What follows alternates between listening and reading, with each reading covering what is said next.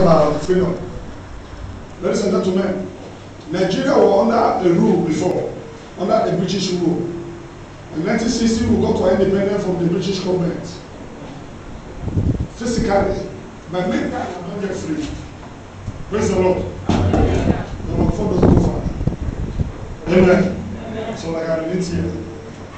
We got our independence from the British rule in 1960, physically, but mentally, we're still in bondage.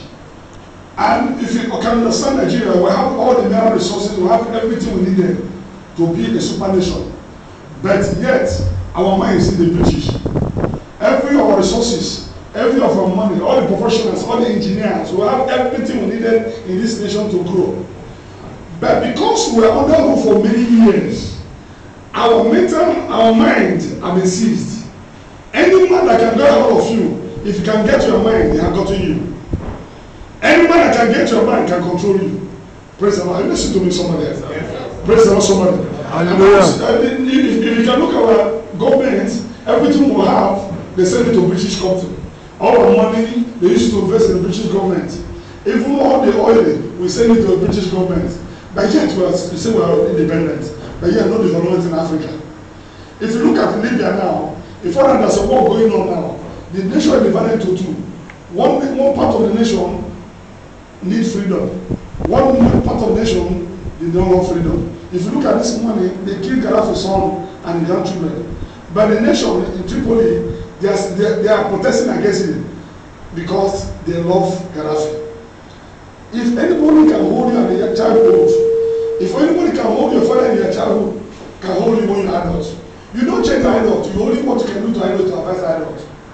But only children you can give advice and you can change. You can't change the man when he's old. The only thing you can do to that person is to advise him. That's why churches and pastors are having problems today because we want to change people. The only thing you can do to them is advise them. That's why God said, if you like, I made one way for life, one way then, choose the one you follow. And further that, if you can get somebody to understand and complete in your vision, you get it when he's young. You grew up with your vision, and when he's old, you become sound. A lot of people are confounded in a particular location and a particular vision in life, and they thought it's the part of life. They are adopted to the life. If you find someone that living Mushi now, for when he was born, he grew up for 30 years. If you pick up that child and send him to Ikoyi, he can't be comfortable in Ikoyi. He will return back to Mushi because that's the kind of life he has been living in life. That's why I found out today, Igbo people, we are Igbo people, we have a system, we have a lifestyle we move. The way we work, we manage our business, our vision, our life, everything goes uniform, pattern. If you see this man the way he buy car, if this one buy Vilut, this one will buy Vilut. If this one go to China, this one will go to China. If this one go to Asia, this one will go to Asia. If this one marry the village, this one will go back to the village and marry. You understand me? If this one big 3-story building, this one will buy big 3-story building. We are not ownership of our vision. We don't believe in ourselves, we believe in others. Praise the Lord, somebody. I'm going somewhere, we'll go somewhere. Don't be angry. We'll go somewhere. Praise the Lord, somebody. And we found that it's a rule that governs the people. We found that in the nation of Nigeria, there's a rule governing the people. We have presidents, we have governors, we have councils of elders, we have many people that have already been elected in the government in order to set up a good standard that will portray our vision.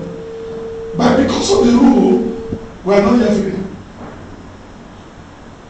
Because of the rule in the family, in the nation, we are not yet free.